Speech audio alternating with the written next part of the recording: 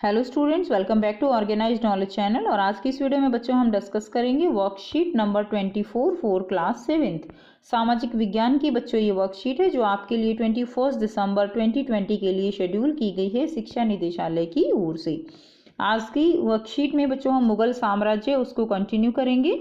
और अभी तक अगर बेटा आपने चैनल को सब्सक्राइब नहीं किया है तो चैनल को सब्सक्राइब कर लें और बेल आइकन भी प्रेस कर लें ताकि आप बच्चों को हर वीडियो की नोटिफिकेशन मिलती रहे। So let's start. मुगल साम्राज्य, तो आज हम पढ़ेंगे मुगल साम्राज्य के बारे में।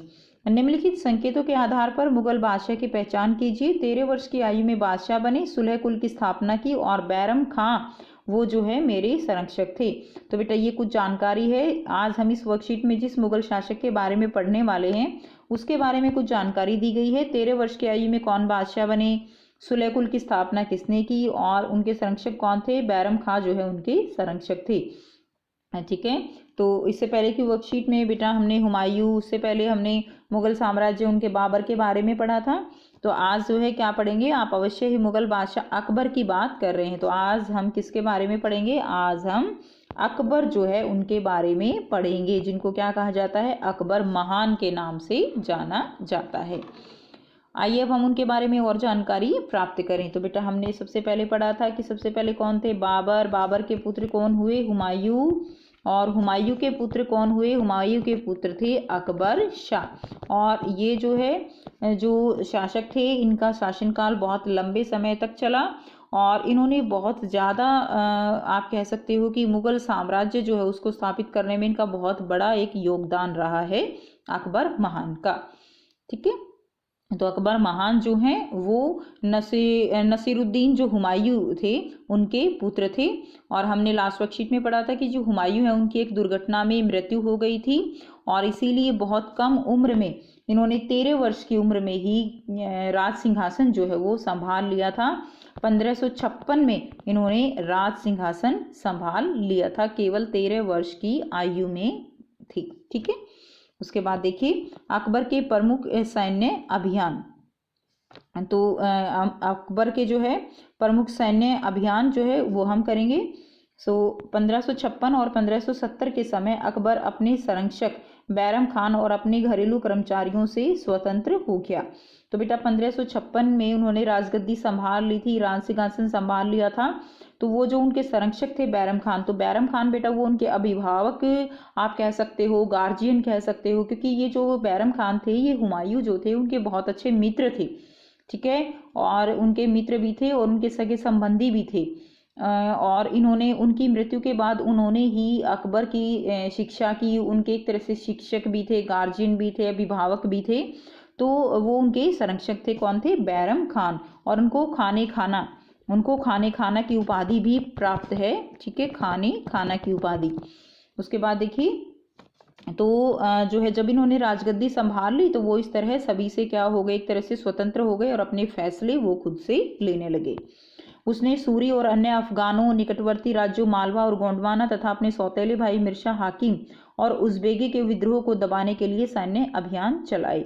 तो बेटा जो है जो अकबर हैं उनकी उम्र कम थी और उनको राज सिंहासन का इतना अनुभव भी नहीं था, जिसके कारण लगातार जो है विद्रोह होते रहते थे। जो सूरी थे, अफगान थे और उनके सौतेले भाई थे मिर्जा हाकिम, उज़्बेक थे, उनको वो जो है विद्रोह करते रहते थे। तो इन्होंने उनको विद्रोह को दबाने के लिए क्या किया, सैन्य अभियान उन्होंने चलाए। 1568 में सिसोदियों की राजधानी चित्तौड़ और 1569 में रणथंभौर पर उन्होंने क्या किया, कब्जा किया। तो 1568 में जो है चित्तौड़ पर और 1569 में रणथंभौर जो है उस पर भी उन्होंने कब्जा कर लिया। यानी धीरे धीरे वो मुगल साम्राज्य का जो शासन था उसको लगातार उसका विस्तार करने में लगे हुए थे। 1570 और 1585 के समय गुजरात के विरुद्ध जो है क्या हुए, सैनिक अभियान भी हुए 1570 और 1585 के समय। ठीक है, उसके बाद देखिए क्या हुआ, 1585 और 1605 के समय अकबर के साम्राज्य का विस्तार हुआ और उत्तर पश्चिम में अभियान जो है वो सब चलाए गए। तो इस तरह से जो है यहाँ पर आपको बताया गया है कि किस तरह से उन्होंने अपने राज्य का विस्तार उन्होंने किया। सो 1585 और 1605 के समय उनका जो अकबर का साम्राज्य था उसका विस्तार हुआ और उत्तर पश्चिम में भी जो है क्या किए गए, अभियान चलाए गए। धीरे धीरे वो ज़्यादातर जो क्षेत्र था उस पर कब्जा करते जा रहे थे। सफाविदों को हराकर कंधार पर कब्जा किया गया और कश्मीर को भी जोड़ लिया गया। तो जो कश्मीर की तरफ थे वो कौन थे, वो सफाविद थे, ठीक है, उनको हराया गया, कंधार पर भी कब्जा कर लिया गया और कश्मीर को भी जो है उन्होंने अपने क्षेत्र में जोड़ लिया। मिर्जा हाकिम की जो है मृत्यु के पश्चात, मिर्जा हाकिम कौन थे, मिर्जा हाकिम उनके सौतेले भाई, उनकी मृत्यु हो गई तो काबुल जो है, ठीक है, अफगानिस्तान की तरफ जो एरिया था वो भी उन्होंने अपनी राज्य में मिला लिया और दक्कन में अभियानों की शुरुआत हुई। बरार, खानादेश और अहमदनगर के कुछ हिस्सों को भी राज्य में मिला लिया गया। तो इस तरह से उन्होंने सैन्य अभियान करके बहुत सारे क्षेत्र को उन्होंने अपने क्षेत्र में मिला लिया। नेक्स्ट देखिए अकबर की प्रशासनिक नीति के बारे में। तो प्रशासनिक नीति क्या होती है कि अकबर किस तरह से अपने प्रशासन का कामकाज देखते थे, कैसी उनकी नीतियां थी, और उनकी नीतियां जो है वो बहुत ज़्यादा आप कह सकते हो कि प्रचलित थी, बहुत ज़्यादा अच्छी थी, जिनके कारण उन्होंने बहुत सारे क्षेत्र पर कब्जा कर लिया, ठीक है। तो जो है उनकी प्रशासनिक नीति के बारे में एक जो है पूरी पुस्तक जो है लिखी गई है अबुल फजल द्वारा रचित अकबरनामा से अकबर के प्रशासन संबंधी जानकारी प्राप्त होती है। तो बेटा ये जो अबुल फजल थे वो उनके जो राज दरबार था उनमें उसमें जो है ये राज दरबारी थे अबुल फजल, और जो अकबर के 9 रत्न हैं जो है थे, यानी जो उनके बहुत ज़्यादा करीबी उनके विश्वास पात्र लोग थे उनमें से एक थे अबुल फजल, यानी 9 रत्नों में से एक रत्न जो है वो कौन थे, वो अबुल फजल थे। और उन्होंने लिखा था अकबरनामा। अकबरनामा यानी जो अकबर की कहानी, अकबरनामा क्या है, अकबर की कहानी। साम्राज्य उस समय क्या था कि अकबर की प्रशासनिक नीति के कुछ अंश यहाँ पर दिए गए हैं। तो उनका साम्राज्य कई सूबों में बटा हुआ था और सूबे जो है यानी जैसे हमारे ये जो आप कह सकते हो कि अलग अलग जैसे हमारा डिस्ट्रिक्ट होता है तो डिस्ट्रिक्ट में अलग अलग जो वार्ड बना दिए जाते हैं, और तो इसी तरह जो उनका साम्राज्य था वो भी कई सूबों में बटा हुआ था। और सूबे के जो प्रशासक होते हैं, प्रशासक थे यानी उसके प्रशासन का जो संभालते थे, कामकाज देखते थे सूबों का, उनको क्या कहा जाता था, उनको सूबेदार कहा जाता था, जो राजनीतिक तथा सैनिक दोनों प्रकार की जिम्मेदारी निभाते थे। कौन निभाते थे, सूबेदार। प्रत्येक प्रांत में एक वित्तीय अधिकारी होता था, वित्तीय यानी जो पैसे का लेन देन जो है उसका हिसाब रखता था, और उसको क्या कहते थे, उसको दीवान कहा जाता था। प्रशासन में सहायक अन्य अधिकारी भी थे जैसे बख्शी, ठीक है। तो प्रशासन को चलाने के लिए अन्य अधिकारी भी अकबर ने नियुक्त किए हुए थे। उनमें बख्शी जो है, बख्शी यानी सैनिक वेतनाधिकारी, जो सैनिकों को वेतन देने का जो है काम करता था। सदर, सदर यानी धार्मिक और धर्मार्थ किए जाने वाले कार्य का मंत्री, यानी जो धर्म है उसका जो कामकाज संभालता था उसको सदर कहा जाता। सैनिक वेतनाधिकारी का जो संभालता उसको बख्शी, और फौजदार यानी सेना का जो नायक है उसको फौजदार कहा जाता था, और कोतवाल यानी नगर का जो पुलिस का अधिकारी था उसको कोतवाल कहा जाता था।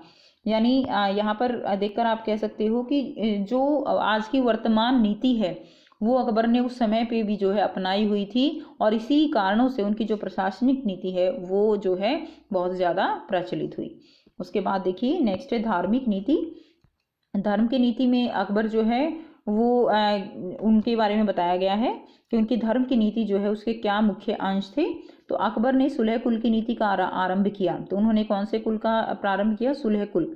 उसके बाद देखिए सहिष्णुता यानी सहनशीलता की यह धारणा अपने अनुयायियों, मानने वालों के मध्य भेदभाव नहीं करती। तो जो ये सहिष्णुता की उनकी धारणा थी वो क्या थी कि किसी के मध्य भी जो है वो भेदभाव नहीं करना चाहिए, और इसका केंद्र बिंदु था नीति शास्त्र की एक व्यवस्था जो सर्वत्र लागू की जा सकती है, जिसमें केवल सच्चाई, न्याय और शांति पर बल था। यानी उनकी जो नीति थी, धार्मिक नीति, वो जो है एक ऐसी व्यवस्था थी, ऐसी नीति थी कि जो सब जगह लागू होनी चाहिए। ऐसा नहीं है कि किसी व्यक्ति के साथ जो है भेदभाव हो, तो सबके ऊपर जो है इक्वली लागू होनी चाहिए, और जिसमें केवल सच्चाई की भावना हो, न्याय हो, ठीक है, और शांति हो। तो यानी यहाँ से उसकी धार्मिक नीति को देखते हुए हम अकबर के बारे में ये कह सकते हैं कि वो एक शांति प्रिय शासक रहे हैं, ठीक है, न्याय प्रिय रहे हैं, और सत्य जो है सत्य प्रिय भी जो है वो रहे हैं, ठीक है। क्योंकि जिस तरह की नीति वो अपने राज्य में, सूबे में लागू करना चाहते थे, ठीक है, तो वो नीति जो है ऐसी थी कि किसी के साथ भी कोई भी भेदभाव जो है वो नहीं होना चाहिए। अब देखिए नेक्स्ट है, यहाँ पर क्रियाकलाप दिया गया है। तो क्रियाकलाप क्या है, अपने अध्यापक अथवा परिवारजनों की सहायता से अकबरनामा एवं उसके जिल्दों में दिए गए विषयों की बारे में एकत्र करनी है। तो बेटा हमने देखा कि जो अकबरनामा है वो किसने लिखी, अकबरनामा अबुल फजल द्वारा रचित जो है एक पुस्तक है, और उसके जिल्दों में दिए गए, जिल्द यानी उसके जो दिए गए हैं विषय क्या हैं उनके बारे में जानकारी आपको यहाँ पर एकत्र करनी है। तो आइए बेटा करते हैं इसका आंसर। सो बेटा यहाँ से आप इसका आंसर लिखेंगे। अकबरनामा का शाब्दिक अर्थ है अकबर की कहानी। यह अकबर की जीवनी है और इसको आईने अकबरी भी कहते हैं। ठीक है, तो जो ये आईने अकबरी है ये अकबरनामा का ही एक भाग है जिसके रचनाकार अबुल फजल थे और जो कि अकबर के नवरत्नों में से एक थे। अबुल फजल की इस कृति में 2000 से अधिक पृष्ठ हैं और इसकी मूल भाषा फारसी है और इसके 3 भाग हैं। ठीक है, तो पहले भाग में अकबर का जो बिल्कुल बचपन है उसके बारे में एक्सप्लेन किया गया है, दूसरे में उसका जो यौनावस्था है वो एक्सप्लेन है, और तीसरे भाग में उसका प्रशासनिक नीतियाँ जो है उसका शासन काल कैसा था वो सब एक्सप्लेन किया गया है। तो आप यहाँ से लिख लीजिए, और भी ज़्यादा अगर आप डिटेल लिखना चाहते हो तो आप नेट की हेल्प से लिख सकते हो। ठीक है, और आपकी बुक में भी ये दी हुई है। नेक्स्ट देखिए, नेक्स्ट है प्रश्न 1, अकबर की धार्मिक नीति की विशेषताएं बताइए। तो बेटा अकबर की धार्मिक नीति की विशेषताएं बतानी है, तो यहाँ से आप इसको लिख सकते हैं। धार्मिक नीति कंप्लीट जो है ये धार्मिक नीति दी गई है, आपको इसको जो है लिखना है। जो धार्मिक नीति में उन्होंने सुलेकुल की नीति का आरंभ किया। ठीक है, इसके अलावा उनकी जो धार्मिक नीति थी वो सच्चाई, न्याय और शांति पर जो है उनका बल था। तो ये कंप्लीट आपको दिया गया है, यहाँ से आप इसका आंसर लिख सकते हैं। नेक्स्ट देखिए, अकबर के प्रशासन की विशेषता लिखनी है, तो ये अकबर के प्रशासनिक नीति है। सो ये आपका क्वेश्चन नंबर 1 का उत्तर हो जाएगा। और ये आपका जो है यहाँ से साम्राज्य कई सूबों में बटा हुआ था और यहाँ से लेकर, और ये जो है कंप्लीट आपको लिखना है अकबर की प्रशासनिक नीति में। तो ये जो है इसका क्वेश्चन नंबर 2 का उत्तर हो जाएगा। ठीक है, तो ये जो है अकबर की प्रशासनिक नीति, ये धार्मिक नीति। तो ये है बच्चों आपकी आज की बेटा एसएसटी की वर्कशीट। आई होप बेटा आपको ये वर्कशीट क्लियर है। कोई डाउट है तो कमेंट सेक्शन में कमेंट करके पूछ सकते हो। वीडियो अच्छी लगी तो लाइक शेयर जरूर कर दीजिए, चैनल को सब्सक्राइब भी कर लीजिए। And thanks for watching, have a nice day.